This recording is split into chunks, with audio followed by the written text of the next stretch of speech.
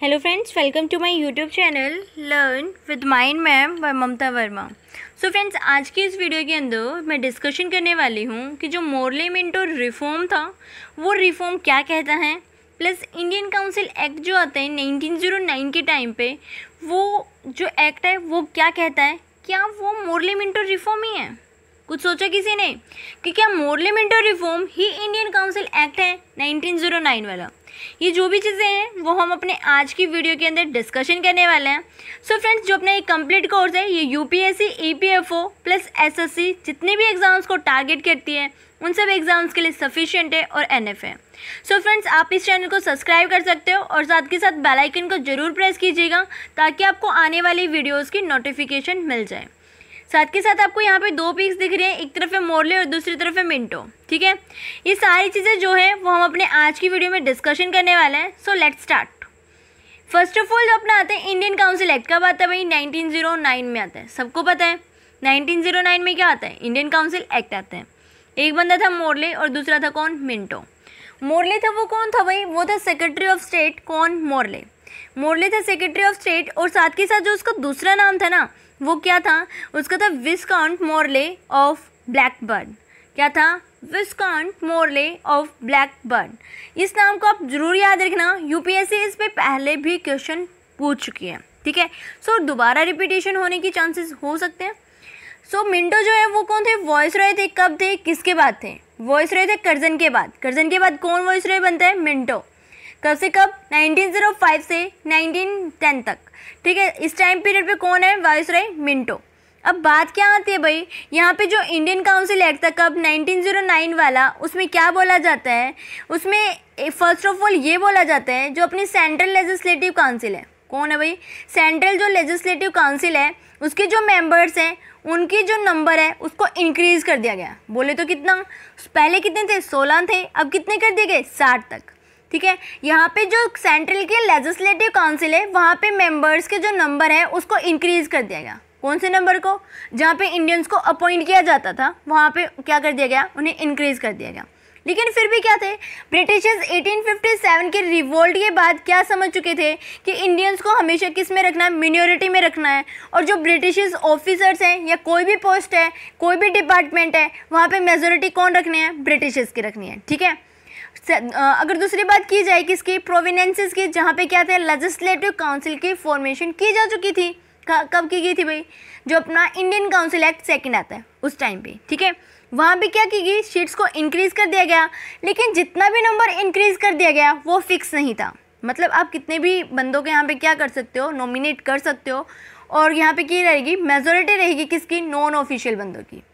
और आपको एक चीज़ भी पता होगी, जो सेंट्रल लेजिस्लेटिव काउंसिल थी वहाँ पे इंडियंस को सिर्फ और सिर्फ एडवाइजरी के लिए रखा जाता था। किसके लिए? एडवाइजरी के लिए यहाँ पे रखा जाता था। और यहाँ पे जो अपनी क्या थी? सेंट्रल लेजिस्लेटिव काउंसिल थी, वहाँ पे कौन आते थे भाई? अपने वॉइस रॉय आते थे। अगर मैं करूँ प्रोविंसेस की बात, यहाँ पे गवर्नर होते थे। ठीक है, तो ये सारे के सारे बंदे क्या थे? यहाँ पे होते थे नॉमिनेशन। कोई भी हो, चाहे वो वॉइस रॉय के थ्रू हो या फिर वो किसके हो? गवर्नर के थ्रू। वॉइस रॉय अपने जो भी बंदे हैं उनसे क्या करेगा? डिस्कशन करेगा। ऐसे ही गवर्नर क्या करेगा? जो उसके आसपास बंदे हैं, जो यूनिवर्सिटीज़ है, दूसरे हैं, उन सबसे डिस्कशन करके क्या करता है? नॉमिनेट करता था। तो सीधी सी बात है, नॉमिनेट किसे करेगा? जो इसके दोस्त होंगे, जो इसके फ्रेंड होंगे, उन सबको। अगर उनको ही नॉमिनेट करते हैं, क्या वो आगे जाके आवाज़ उठाएंगे उसके खिलाफ? बिल्कुल भी नहीं उठाएंगे।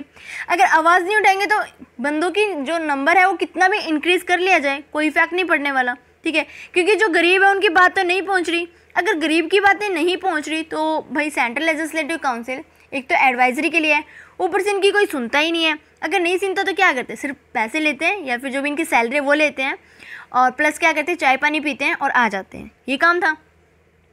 सेकेंड में बात करूँ किसकी? इंडियन एग्जीक्यूटिव काउंसिल की। इंडियन एग्जीक्यूटिव काउंसिल के अंदर जैसे कि मैंने बताया वॉइस रॉय और गवर्नर होते हैं भाई। अब वॉइस रॉय के बाद में क्या होता है भाई? वॉइस रॉय उसकी पावर लेता है किसकी? एग्जीक्यूटिव काउंसिल की।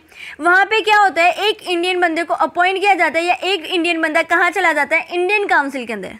कौन बंदा था भाई वो? उसका नाम था सत्येंद्र प्रसाद सिन्हा। सत्येंद्र प्रसाद सिन्हा पहले ऐसा एक बंदा था इंडियन का जो कहाँ जाता है? एग्जीक्यूटिव काउंसिल के अंदर एंट्री कर जाता है। एंट्री कर जाता है भाई, क्या करते थे वहाँ पे? लो मेंबर था। ठीक है, अगर एक बंदा एंट्री किया है, एक बंदा किस में है? मिनॉरिटी में है, बाकी के कौन है, ब्रिटिशर्स हैं। क्या वो एक बंदे की इतने सारे ब्रिटिशर्स सुनेंगे, मानेंगे उसकी बात? बिल्कुल भी नहीं।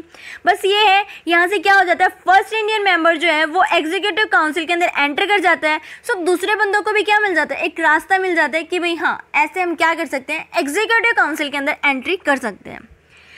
उसके बाद बात आती है यहाँ पे इनको क्या दी जाती है, एक एडिशनल पावर दी जाती है। किसको? लेजिस्लेटिव काउंसिल्स को। ये इनको क्या पावर दी जाती है कि आप एग्जीक्यूटिव काउंसिल वाले बंदों से क्या कर सकते हो, बार बार क्वेश्चन रिपीटेशन में भी आप उनसे कर सकते हो। कैसे भाई? अगर आपने एक क्वेश्चन किया, जो अपने सेकंड एक्ट आया था उसके अंदर क्या दिया गया था कि आप उनसे क्वेश्चन पूछ सकते हो, लेकिन आंसर करना या ना करना वो किसकी मर्जी है, एग्जीक्यूटिव काउंसिल की है। यहाँ पे ये बोला गया अगर वो एक बार आंसर नहीं दे रहे हैं तो आप उनसे दोबारा फिर से सेम क्वेश्चन को रिपीट कर सकते हो।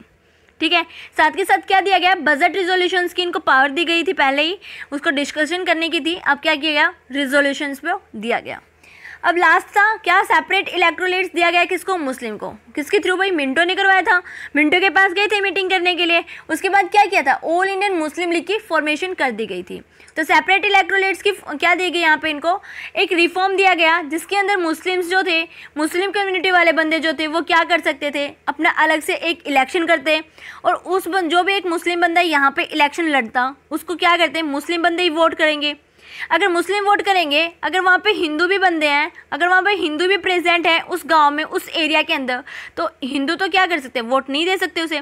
अगर हिंदू वोट नहीं दे सकते, कोई भी नेता है, कोई भी पॉलिटिशियन का बंदा है, अगर उसको पता है कि इस बंदे ने मुझे वोट नहीं दिया, क्या वो उसके लिए कुछ करेगा?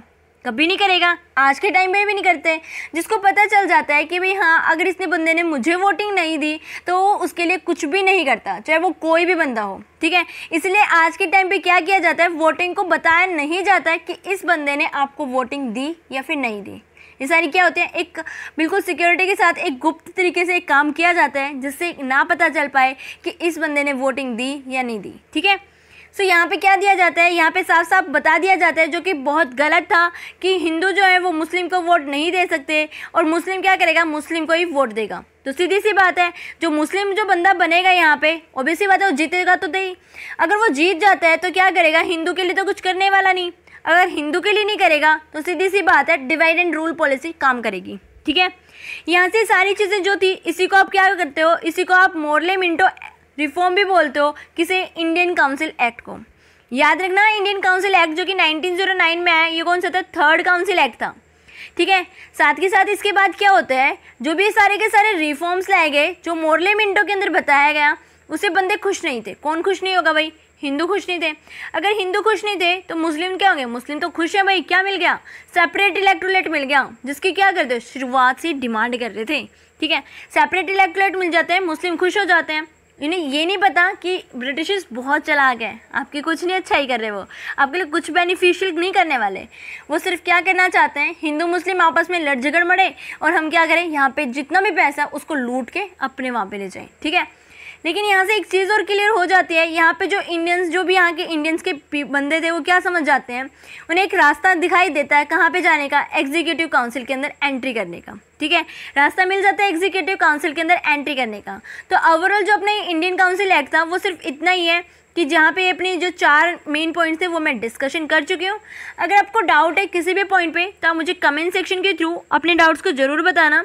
और आपको आज क्या करना है, मैं आपको 2 क्वेश्चन देने वाली हूँ। फर्स्ट क्वेश्चन ये है, जो अपना 2 काउंसिल एक्ट आए थे, 2 क्या आए थे, अपने काउंसिल एक्ट आते हैं, 2 काउंसिल एक्ट्स का जो टाइम पीरियड है वो टाइम पीरियड क्या है, ये आपको कमेंट सेक्शन के अंदर ज़रूर बताना है। सेकंड क्वेश्चन क्या है, सेकंड क्वेश्चन ये है कि जो अपनी ऑल इंडियन मुस्लिम लीग की जो फॉर्मेशन होती है उसका जो हेड क्वार्टर है वो कहाँ पे बनाया जाता है, हेड क्वार्टर कहाँ पे बनाया जाता है, किसका, ऑल इंडियन मुस्लिम लीग का। और जो फर्स्ट क्वेश्चन था वो क्या था कि उससे पहले क्या आए थे, जो अपने 2 रिफॉर्म्स आए थे इंडियन काउंसिल एक्ट के, वो कौन से टाइम पीरियड में आए थे। ठीक है, इन दोनों के दोनों क्वेश्चंस का जो भी आंसर देगा कमेंट सेक्शन के अंदर, उसका नाम मैं नेक्स्ट वीडियो के अंदर पक्का अनाउंसमेंट करूँगी। ठीक है फ्रेंड्स, सो अगर आपको डाउट है, फिर से बोल रही हूँ, कमेंट सेक्शन के अंदर ज़रूर बताइएगा। अगर वीडियो अच्छी लगती है तो अपने फ्रेंड्स के साथ ज़रूर शेयर कीजिएगा और इस चैनल को ज़रूर सपोर्ट कीजिएगा। Thank you everyone.